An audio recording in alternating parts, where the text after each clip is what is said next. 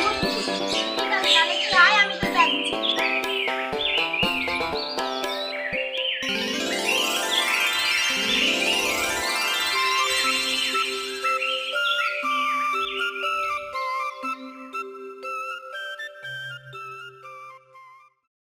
এই ধর, কাপড়গুলো কাচিয়ে বাসনগুলো মাজিয়ে দে তো তাড়াতাড়ি। মা, আমার তো স্কুল আছে, দেরি হয়ে যাবে স্কুলের জন্য। লেখাপড়া শিখে এখন চাকরিটা করতে শুনি মাটা মরে গেছে আর এই আপদটাকে আমার ঘরে ফেলে দিচ্ছে। অত স্কুলে গিয়ে লাভ নাই, কালকে তোকে দেখতে আসবে। আমি তো আগেই বলেছি ছোট মা, আমি এখন স্কুলে যেতে চাই, বিয়ে এখন আমি করবো না। করবো না বললি তো আর হবে না। তাছাড়া তোমার আরো তো দুটো মেয়ে আছে নাকি? তাই বলে আমার অমন সুন্দর মেয়েটাকে তুলে দেবো একটা হাত বুড়োর হাতে?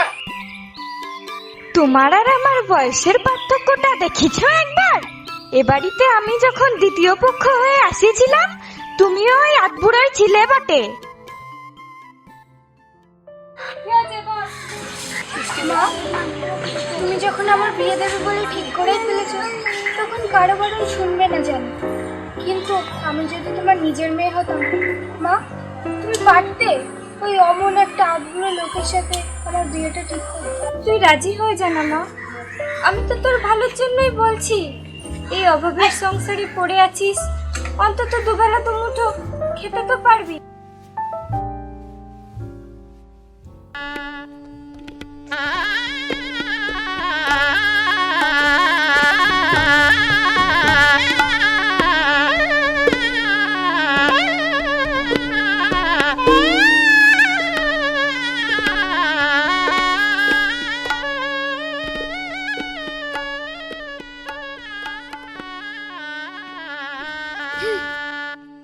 আমি জানি আমাকে তোমার পছন্দ হয়নি, তবে আমি নিজের জন্য এই বিয়েটা করিনি। নিশ্চয়ই শুনেছ আমার একটা সন্তান আছে। আমার স্ত্রী মমতা মারা যাওয়ার পর থেকেই ওরা মা মা করে খোঁজে। তাই আমি তোমার কাছে আমার নিজের স্বামীর অধিকার ফলাতে কখনোই আসব না। আমার শুধু তোমার কাছে একটাই অনুরোধ, আমার বাচ্চাটা যেন তার মায়ের স্নেহ থেকে বঞ্চিত না হয়। বাচ্চাটাকে আমি আগলিয়ে রাখবো, তবে আমার পড়াশোনাটা আমি চালিয়ে যেতে চাই। আর বাচ্চাটাকে নিয়ে আমি আলাদা ঘরে থাকবো, সেই ঘরে আপনি ঢুকতেও পারবেন না। বেশ, তো তুমি যেটা চেয়েছো সেটাই হবে, এবং আশা করি তুমি এখানে নিরাপদেই থাকবে। আমি ওই ঘরে যাচ্ছি, তুমি লাইটটা অফ করে শুয়ে পড়ো।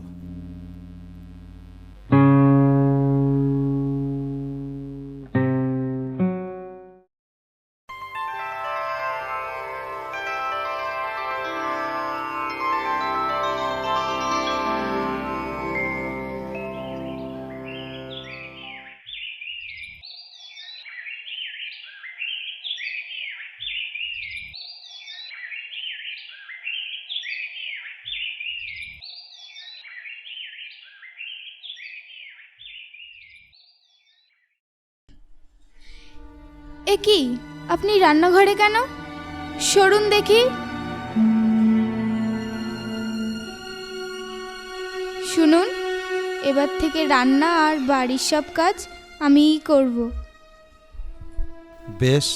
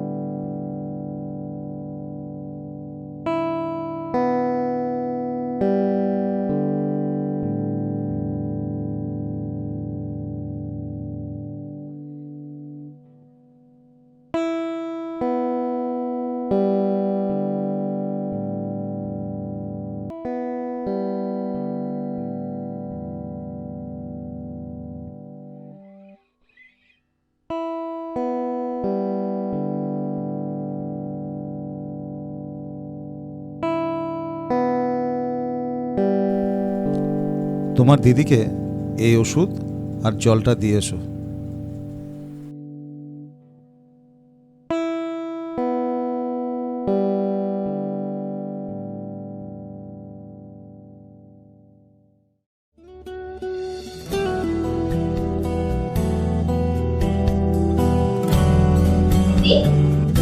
জ্বর এসেছে?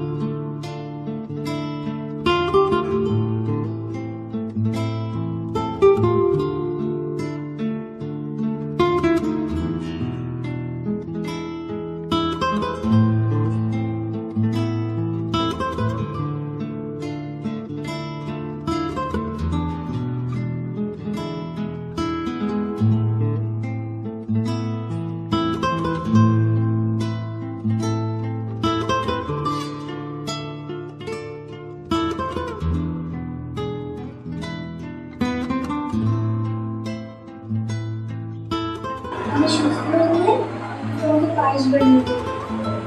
কি মজা, কি মজা, তুমি পায়েস বানিয়ে দেবে।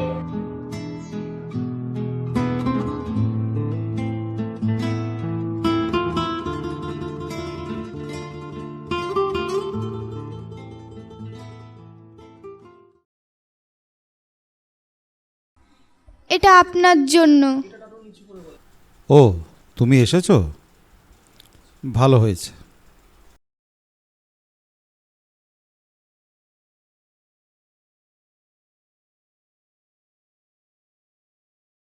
এটা নাও, তোমার জন্যে। কি আছে এতে? ওটা তোমার ঘরে গিয়েই খুলে দেখো, আশা করি তোমার পছন্দ হবে।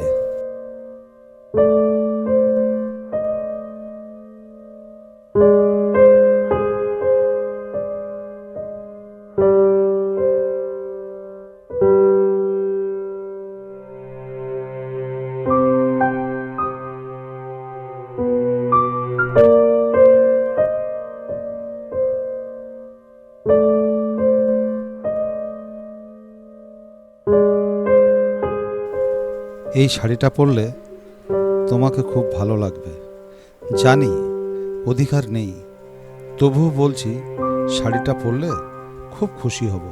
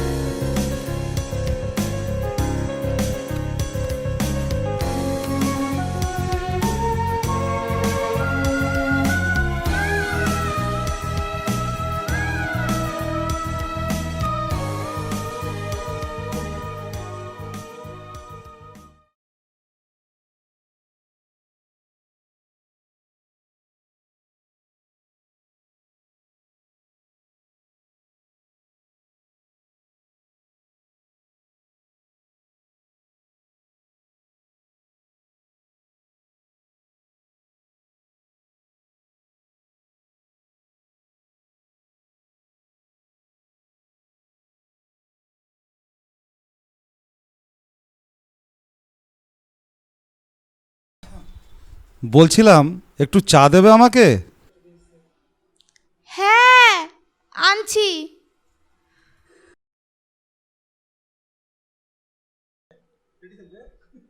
আহ কি হলো? আহ চা পড়েছে।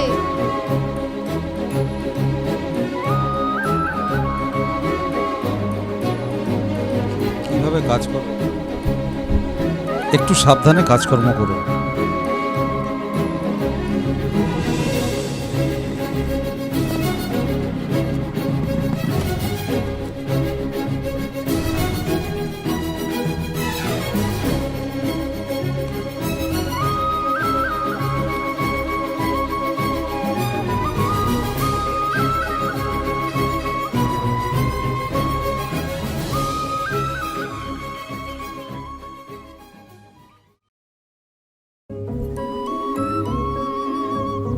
একটু দেখে শুনে কাজকর্ম করো, ঠিক হয়ে যাবে।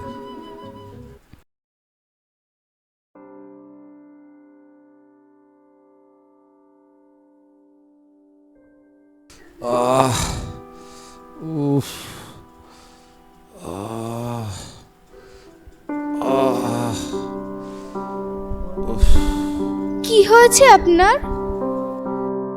না, শরীরটা একটু খারাপ লাগছে। আজ কদিন ধরে মাথাটা খুব যন্ত্রণা করছে। একটা ভালো ডাক্তার দেখান।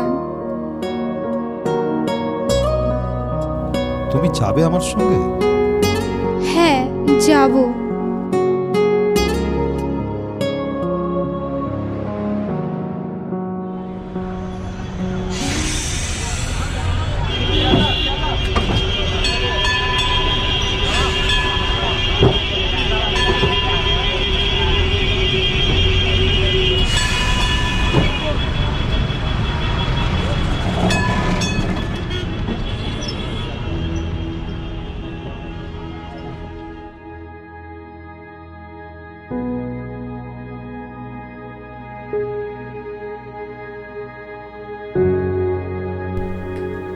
উনি কে হন আপনার?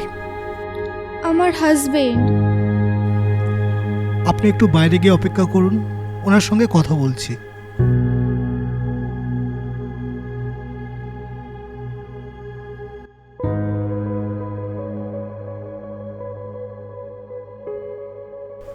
দেখুন, ওনার ব্রেনে একটা টিউমার হয়েছে।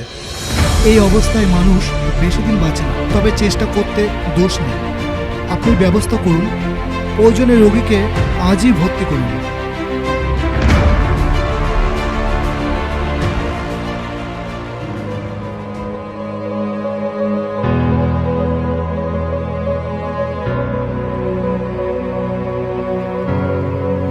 কি হয়েছে?